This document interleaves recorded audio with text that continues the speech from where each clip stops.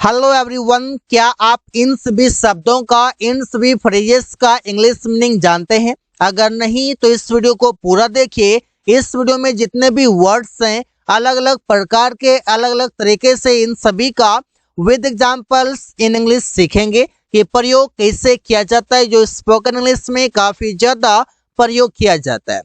तो पहला है डाल दो। अब डाल दो के लिए आप प्रयोग करेंगे पुट। आप चाहें तो प्रयोग कर सकते हैं कीप। पुट और कीप दोनों सिमिलर हैं, कोई दिक्कत नहीं है। बैग में डाल दो, तो आप बोलेंगे इसे बैग में डाल दो, तो पुट इट, इसे डाल दो इनटू द बैग, बैग में या बैग के अंदर, ऐसे भी आप बोल सकते हैं। पैकेट में डाल दो, तो put it into the pocket. अब यहाँ पर इट लिखा हुआ है, इससे आपने कहा कि पैसे पैकेट में डाल दो या पॉकेट में डाल दो, तो put money into the pocket. आप पैसे हैं, आप चाहें तो कोई सामान की बात कर सकते हैं, जैसे पेन पैकेट में डाल दो, कोई सामान है उससे डाल दो, तो वहां पर आप पुट या कीप का प्रयोग करेंगे। लाया करो। अब लाया करो, इसके लिए आप लाना के लिए तो प्रयोग करते हैं ब्रिंग, लेकिन यहाँ पर ब्रिंग प्रयोग ना करके आप कैरी का प्रयोग करेंगे। कैरी का इससे ओरिजिनल मीनिंग होता है ढोना। आप ढोना जैसे कि कोई भी चीजों को ढोना, यहाँ से ले जाना, इस प्रकार से। तो जैसे कि आप कहीं सफर में निकलते हैं तो आप बैग ढोते हैं, बैग रखते हैं, तो बैग को आप कैरी करते हैं। उसी तरीके से यहाँ पर सेंटेंस में देखिए, हमेशा छाता लाया करो, ऑलवेज कैरी एन अम्ब्रेला। यहाँ पर देखिए कैरी का मतलब लाया करो।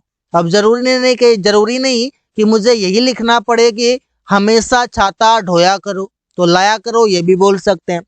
पैसे लाया करो मतलब कैरी मनी, तो पैसे ले जाना, छाता ले जाना, कोई सामान ले जाना, तो वो भी आप कैरी का प्रयोग करके आप बना सकते हैं।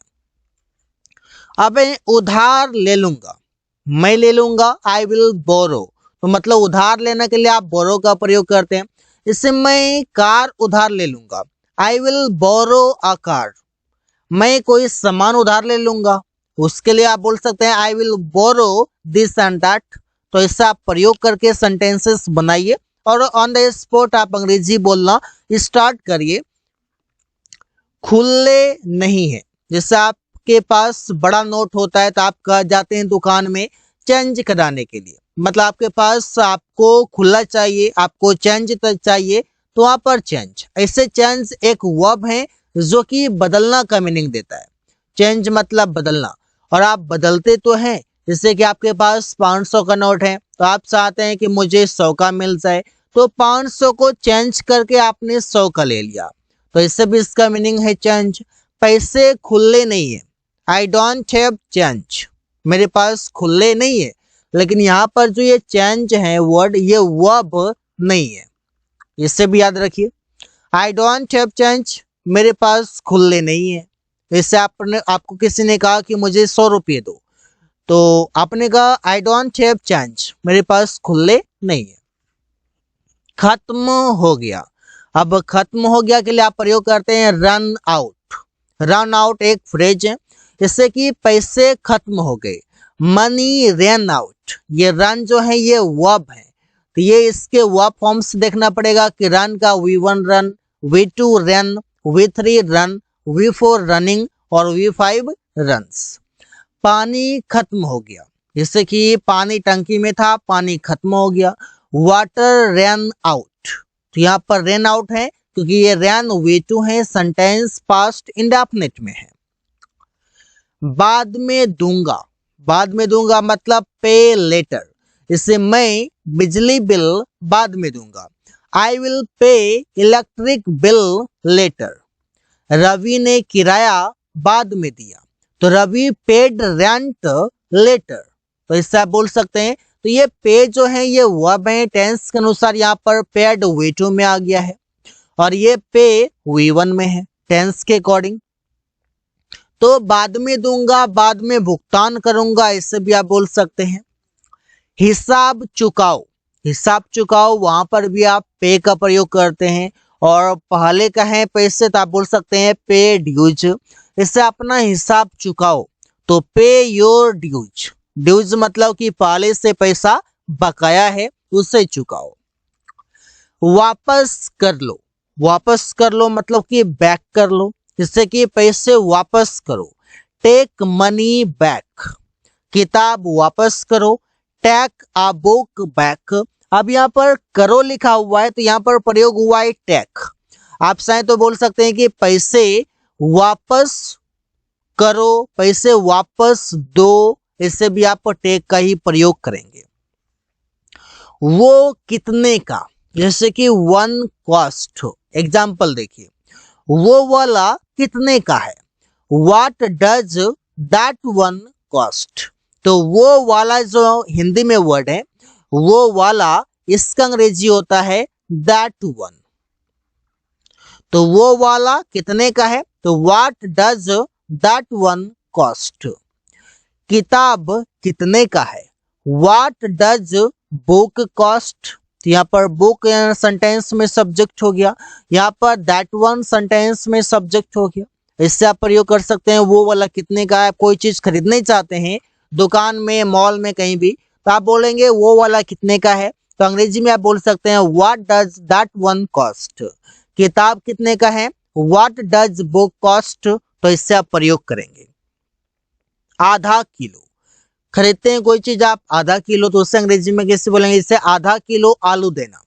Give half a kilo of potatoes, आधा किलो चीनी देना। Give a half kilo of sugar, तो यहाँ पर ऐसा आप अंग्रेजी बोल सकते हैं, चाहे मार्केट हो, किसी के साथ हो, इजिली आप बोल सकते हैं। अब दाढ़ी, दाढ़ी का अंग्रेजी होता है बियर्ड, जैसे मुझे दाढ़ी था, आई हैड बियर्ड। यहाँ पर हैड मतलब पास होने के सेंस में। एक चीज आप यहाँ पर जाने कि कोई भी चीजें आपके पास हो, आपके पास हो या आप में हो, किसी के भी पास हो, वहां पर आप सिंगुलर के लिए हैज प्रयोग करेंगे और प्लुरल के लिए हैव प्रयोग करेंगे। इतना आप ध्यान में रखेंगे तो आप कई सारे सेंटेंसेस इजिली बना लेंगे। और लगभग लोग ज्यादातर कंफ्यूज होते हैं हैज और हैव में, जो कि यही प्रयोग होना है। अब हर जगह आप खोजेंगे कि मेरे पास वर्ड लिखा हो, कि ये पास लिखा रहेगा तभी मैं यूज करूंगा, नहीं, आपको दिमाग लगाना पड़ेगा कि यहाँ पर पास में का ही सेंस है, लेकिन पास नहीं लिखा हुआ। इससे मुझे दाढ़ी था या मेरे पास दाढ़ी था, तो बात तो एक ही है। रोहन को दाढ़ी नहीं है, तो रोहन के पास नहीं है, रोहन को नहीं है, रोहन डजंट हैव बियर्ड। तो यहाँ पर रोहन को नहीं है, मुझे, उसे, रवि को, सुमन को, तो वहां पर ऐसा वर्ड आए तो वहां पर पोजेशन का ही बात होता है। जब पोजेशन बात आ जाए पोजेशन का, तो जब पोजेशन आ जाए तो आप समझिए कि वहां पर हैज या हैव का प्रयोग होना ही है। गंजा है, गंजा का अंग्रेजी आप बोलते हैं बाल्ड, जिससे रवि गंजा है, जिसके सिर में बाल नहीं होता, तो रवि इज बाल्ड, वो गंजा है, ही इज बाल्ड। यहाँ पर स्टेट ऑफ बीइंग है, जिससे कि रवि गंजा है, तो आप इसे ऐसे भी बोल सकते हैं कि रवि डजंट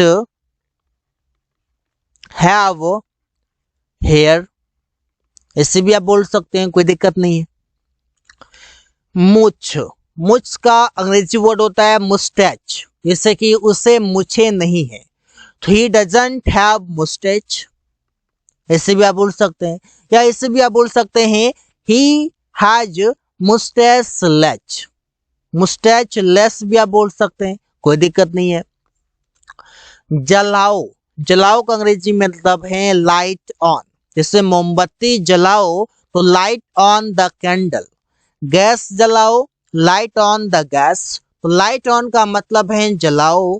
अब जलाना के लिए हमेशा आप लाइट ऑन ही प्रयोग नहीं करेंगे, स्विच ऑन ही प्रयोग नहीं करेंगे।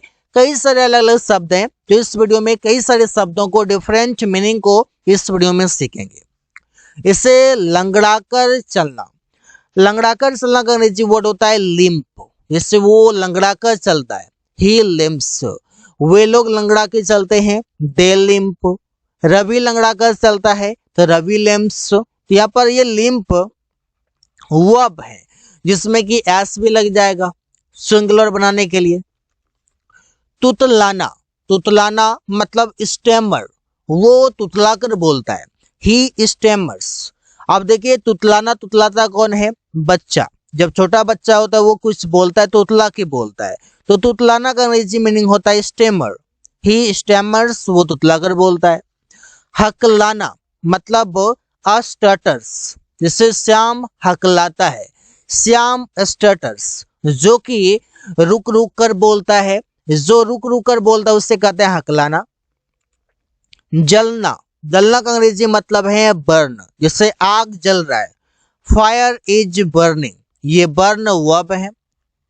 मेरे सीने में जलन हो रही है, I am having heart burn, यहाँ पर हार्ट बर्न का मतलब हो गया कि सीने में जलन, तो इससे आप प्रयोग करेंगे हो रही है, होना के लिए हैव का प्रयोग। तिल, तिल का अंग्रेजी मतलब है मोल, जैसे कि आप कहीं पर फॉर्म भराने जाते हैं तो शरीर के अंग में कहाँ पर तिल है, कोई चिन्ह है, उससे बताना होता है, तो उसके गाल पर तिल है, तो कैसे बोलेंगे? She has a mole on her neck, neck means हो जाएगा यहाँ पर, यह गाल पर तिल है, तो यहाँ पर मोल का मतलब हो गया तिल, मुझे तिल नहीं है, आई डोंट हैव अ मोल, मुझे तिल नहीं है, या मेरे पास नहीं है, या मुझको नहीं है। बात एक ही है, जहाँ पर पोजीशन की बात है वहां पर हैज हैव का प्रयोग बेझिझक कर दीजिए। जलाओ, जलाओ के लिए वर्ड आ जाएगा स्विच ऑन, इससे बल्ब जलाओ, स्विच ऑन द बल्ब या लाइट ऑन द बल्ब दोनों चलेगा। मोबाइल चालू करो, तो स्विच ऑन के लिए आप बोल सकते हैं कि मोबाइल चालू करना, गैस चालू करना, या इलेक्ट्रिक चीजों को चालू करने के लिए स्विच ऑन बेटर रहता है। इससे मोबाइल चालू करो तो स्विच ऑन द फोन, इससे कोई कहता है कि तुम्हें फोन नहीं लग रहा था, क्या हुआ? तो बोलते मेरा फोन स्विच ऑफ था, मतलब बंद था, स्विच ऑन मतलब चालू था। ओढ़ लो, ओढ़ लो का अंग्रेजी हो जाएगा मफल, जैसे कंबल ओढ़ लो, मफल द ब्लैंकेट, तो मफल यहाँ पर वर्ब है।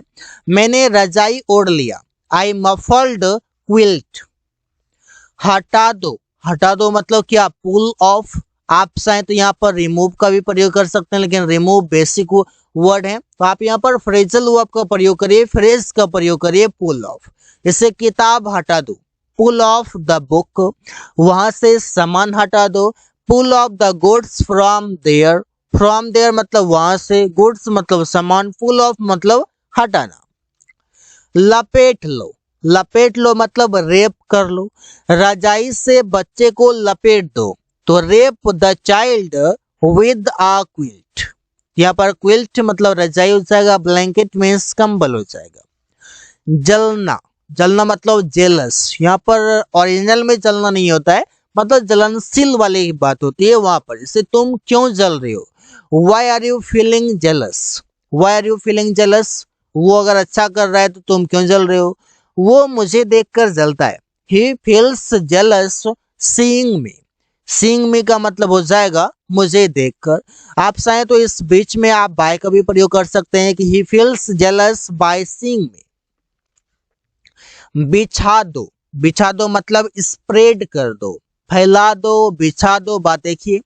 चटाई बिछा दो तो स्प्रेड द मैट, बिछा, आप बोल सकते हैं कि ये गद्दा बिछा दो, कोई भी चीजें बिछा दो तो वहां पर आप स्प्रेड, कारपेट बिछा दो तो वहां पर भी आप प्रयोग कर सकते हैं।